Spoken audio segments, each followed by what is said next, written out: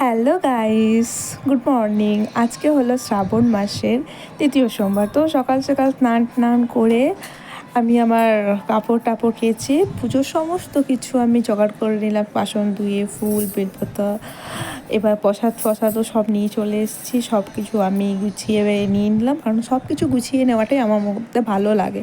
তারপর আমি আমার মহাদেবের স্নান করিয়ে নিই একে একে, সব মধু, ঘি, দই এইসব দিয়ে। আমি কিন্তু দুধ পাইনি, অনেক দিন থেকেই দুধ পাচ্ছি না। তারপর আমি আমার মহাদেবের পুজো করে নিই, প্রসাদ লাগিয়ে দিলাম। তারপরে এই পুজো টুজো হয়ে গেল। এবার যাব বাইরে একটা মন্দির, তার আগে আমি ঘরে পুজো করে নিলাম। এই মন্দিরে চলে গেলাম, মন্দিরে গিয়ে পুজো টুজো করে নিলাম। তারপর ওইখানে একটা মা পার্বতী আছে, ওইখানে পুজো করলাম। তবে আমি আমার বোন পুজো দিয়ে বেরিয়ে গেলাম। দেন বাড়ি এসে আমি সাবু মাখা খেয়ে নিলাম, যেটা খেতে আমার দারুণ লাগে। তারপর আমি লাঞ্চের প্রিপারেশন করলাম, কারণ আজ তো ভাত খেতে পাবো না। তো আমি লুচি বানিয়ে নিলাম, লুচির সাথে আলু ভাজা বানিয়ে নিলাম।